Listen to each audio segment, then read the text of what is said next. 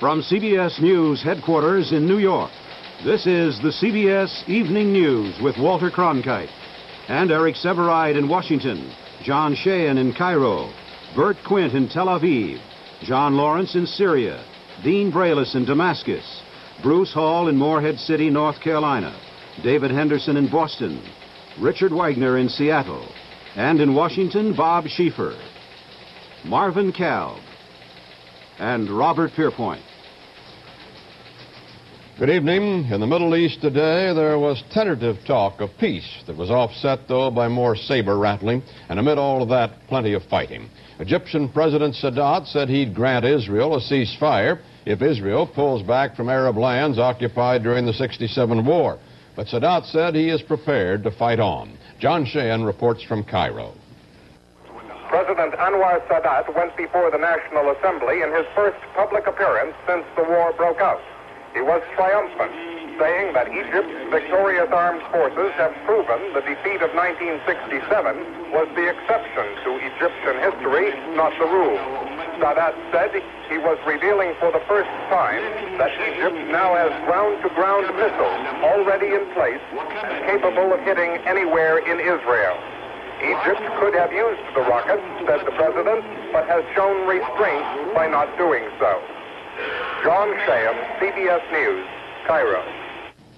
That rocket that Sadat mentioned is the Zephyr. It is said to have a range of 235 miles, and from a location 5 miles across the Suez from Ismailia, it could indeed reach nearly all of Israel. Apparently not intimidated by Sadat's warning, Prime Minister Golda Meir went before the Israeli parliament scarcely an hour later. And Bert Quint reports. President Sadat's statement that Egypt has missiles capable of hitting Tel Aviv and Jerusalem comes as no news to the Israelis. Most of them don't seem concerned about it. After several days of encouraging reports from both fronts, the mood in Tel Aviv was relaxed today. As for Egyptian demands that a ceasefire be predicated on Israel's giving up all the territory it took in the last war, Prime Minister Meir told Parliament that is laughable. This contrasted with her statement a few days ago that she would be willing to discuss a ceasefire if the Arabs wanted one.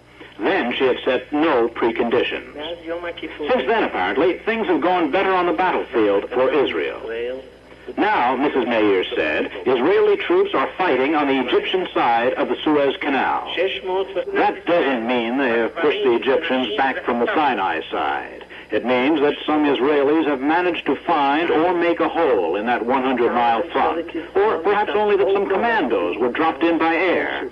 Either way, symbolically as well as militarily, it's significant. Just how significant is hard to gauge. Israel placed the entire Sinai off limits to newsmen today.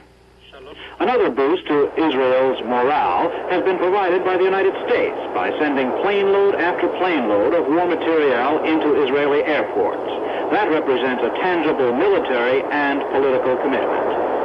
Bert Quint, CBS News, Tel Aviv. The Israeli task force that slipped onto the west bank of the Suez outflanked a huge Egyptian force massing in the central Sinai for what some say could be the climactic battle of the war. Israel said its force attacked Egyptian artillery and anti-aircraft sites in a combined air, sea, and land operation. They claim considerable success in the operation that began last night, and as far as we've been told, still is going on. Egypt late today acknowledged the raid, said the Israelis crossed the Bitter Lakes in the center of the canal with 7 tanks. The Egyptians said they destroyed 3 of them, dispersed, and were chasing the rest. Israeli gunboats also raided Egyptian radar sites along the Nile Delta, and aircraft hit air bases